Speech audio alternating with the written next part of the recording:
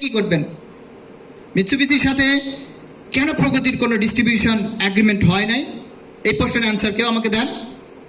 মিৎসুবিশির সাথে দীর্ঘদিন ধরে প্রগতির ব্যবসায়িক সম্পর্ক। What is the documents? Nothing. Mitsubishi যদি বলে এখন আমি প্রগতির সাথে ব্যবসা করবো না, নাথিং, জিরো, লাইক এ গোল্লা। তাহলে মিৎসুবিশি মোটরস কর্পোরেশনের সাথে প্রগতির কেন বিজনেস রিলেশনশিপ তৈরি হয় নাই? এই জিনিসটা এতদিন এত বছর ধরে কেউ কখনো কি চেষ্টা করে নাই যে মিৎসুবিশির সাথে একটা কাগজ থাকা দরকার, যে মিৎসুবিশির সাথে আমার একটা এগ্রিমেন্ট আছে? That is no agreement with Mitsubishi Motors Corporation. এটা হলো মিৎসুবিশির সাথে আমাদের কোনো চুক্তি নাই। চুক্তি মিৎসুবিশির আছে র্যাঙ্কসের সাথে। র্যাঙ্কসের ভায়া কোম্পানি কেএলসি, কোকোশাইলিংস কোম্পানি, এক্সপোর্টিং এজেন্ট, তার মাধ্যমে প্রগতি গাড়ি আমদানি করে ব্যবসায় করে। মিৎসুবিশির সাথে মিৎসুবিশির ওয়েবসাইট, মিৎসুবিশির any জায়গায় প্রগতির কোনো নাম নেই। এটা হলো যে কারখানার থেকে বারবারই বলা হয় L200। আমিও চাই যে এই L200 গাড়ি প্রগতির মাধ্যমে বাজারজাত হোক, কারণ এই L200 গাড়ির বাজারজাত যদি আমি না করি, এই মার্কেটটা তো অন্য কেউ নিয়ে যাবে, তাহলে আমাকে বিকল্প খুঁজতে হবে না।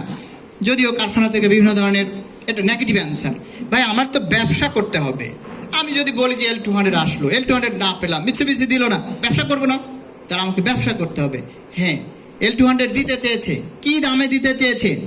একটা গাড়িতে $23,500। $23,500, দ্যাট মিনস সিবিইউ অবস্থায় দিবে, সিকেডি দেবে না। দাম পড়বে কত? 87 লাখ টাকা। 87 লাখ টাকায় ডাবল কেবিন পিক আপ বিক্রি করে সিবিইউ অবস্থায় নিয়ে এসে শ্রমিকদের কোনো কাজ থাকবে? শ্রমিকদের কোনো কাজ থাকবে না।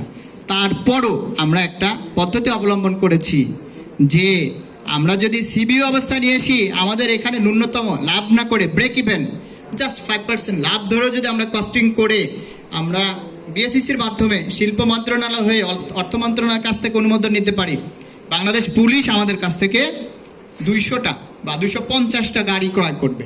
এক্ষেত্রে টোটালের উপরে আপনার যাবে প্রায় 200 কোটি টাকার মতো প্রায়। তাহলে এই চেষ্টাটা কিন্তু আপনারা করেন নাই।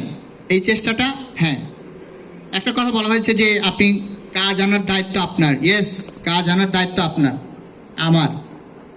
তারপরে বিক্রি করার দায়িত্ব আমার। ইয়েস, বিক্রি করার দায়িত্ব আমার।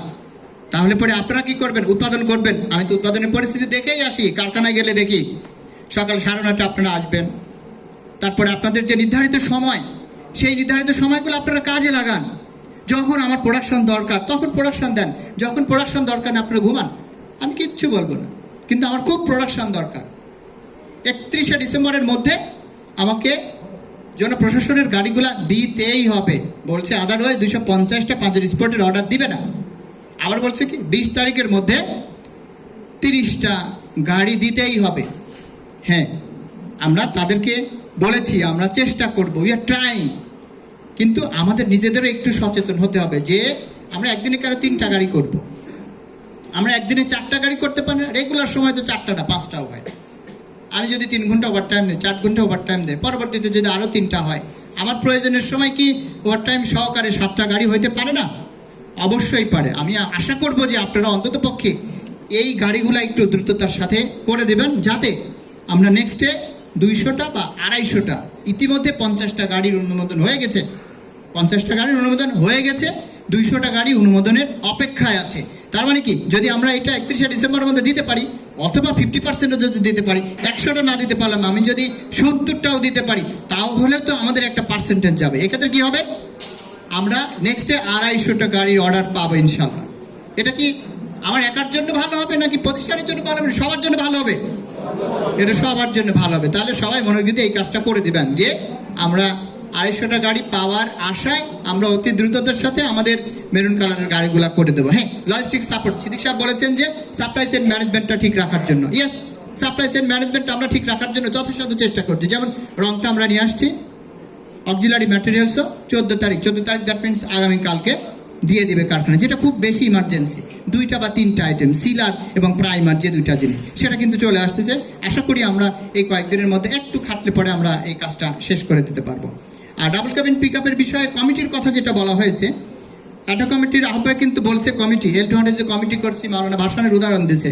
আবার কিন্তু উনি 1-2 সেকেন্ড স্টেপে এসে বলেছে যে ওনার 54 জন লোক, ওনার যে বিষয়টা বলেছে সেট আপ চেঞ্জ করতে, উনি বলছে যে কমিটি করার জন্য। উনি কিন্তু একবার বললো যে কমিটি করা বাদ দেন, আবার বললেন যে এই সেট আপের জন্য একটা কমিটি করেন। কন্ট্রাডিকশন। কমিটি মাস্ট, কমিটি করতে হবে, কমিটি করে কিছু কাজ আগায় নেওয়া যায়, যদিও কমিটি করলে কাজটা একটু ডিলে হয়। আমি আর একটা বিষয় বলি, এই মিৎসুবিশির যে গ্রেডটা দিয়েছে এটা সম্পর্কে আপনাদের জানা দরকার, আপনারা কাজ করবেন। এটা হচ্ছে জিএলএস প্যাকেজ, নট অনলি আমাদের যে আগের যেটা ৫০টা ছিল সেই ৫০টা না, এটা হচ্ছে ভালোটা। জিএলএস প্যাকেজের এখানে গ্রেডটা দেখেন, আমি বলি এটার ইঞ্জিন পাওয়ার হচ্ছে ১১০ কিলোওয়াট, তারপরে ট্রান্সমিশন আছে 6 MT, তারপরে হচ্ছে ম্যাক্সিমাম স্পিড আছে কত ১৭৬ কিলোমিটার পার আওয়ার, ডিসপ্লেসমেন্ট আছে ২৪৪২ সিসি, ম্যাক্সিমাম আউটপুট দেখেন এখানে আমরা আগেরটাই ছিল কত 81, এটা হচ্ছে ১১০/৩৫০০ RPM এটা। তারপরে আমাদের এখানে যেটা ছিল কি টর্ক, সেটাতে আছে ৩৩০, আগেরটা ছিল আমাদের কম। এবং আমি যদি এখানে আরেকটা জিনিস আপনাদেরকে বলি, বড় একটা জিনিস ছিল যে এই চাকা, এটা বিশ্বজিৎ সাহেব খুব ভালো বলে যে front and rear 18 inch alloy wheel silver for 265/60 R18। আপনারা চিন্তা করতে পারছেন এই মডেলটার ওই মডেলের মধ্যে অনেক ডিফারেন্স। এবং আমরা বলেছি হ্যাঁ আমরা CBU এইটাই আনবো, বাট CKD আমাদেরকে এইটাই দিতে হবে, আপনি 1 বছর পরে দেন। আর আমি যদি পুলিশের গাড়িটা বিক্রি করতে পেরে পুলিশকে যদি এই 200টা গাড়ি আমি দিতে পারি, তাহলে আমার মনে হয় যে এই মার্কেটটা আমার কাছ থেকে হাতছাড়া হওয়ার সম্ভাবনা থাকবে না। আপনারা সবাই দোয়া করবেন যে শিল্প মন্ত্রণালয় চিঠি গিয়েছে, সচিব স্যার খুবই পজিটিভ, এটা অর্থ মন্ত্রণালয়ে যাবে। অর্থ মন্ত্রণালয়ে গেলে আমি আশা করি যে আমাদের চেয়ারম্যান মহোদয় অর্থ মন্ত্রণালয়কে বলে এইটা আমরা পাশ করতে সক্ষম হব। পাশাপাশি আমরা আরও অন্য একটা মডেল আমরা ইতিমধ্যে আমরা বাংলাদেশ মানে রাইফেলস আমরা বিজিবিকে আমরা দেখিয়েছি, বিজিবি গাড়িটা দেখে খুবই পছন্দ করেছে, বিজিবি বলেছেন তারা গাড়িটা নেবেন, তারা 3 মাসের মধ্যে CKD দিবে, দক্ষিণ কোরিয়ার KGM ব্র্যান্ড বুসো। বাট এটারই আমাদের অ্যানালাইসিসও করা হয়েছে, ব্র্যান্ডটা ভালো, যদি কোনো কারণে তারা আমাদের এই গাড়ি নিতে চায় আমরা তাদেরকে এই গাড়ি দিতে পারবো। এটা একটা বিকল্প, অল্টারনেটিভ হয়ে, যদি কোনো কারণে মিৎসুবিশি CKD নাই দেয়, কারণ মিৎসুবিশি তো র্যাঙ্কসের সাথে ব্যবসা করে, র্যাঙ্কসের সাথে তাল মিলায় ব্যবসা করে, আমাদেরকে সহজভাবে মেনে নেয় না ওরা।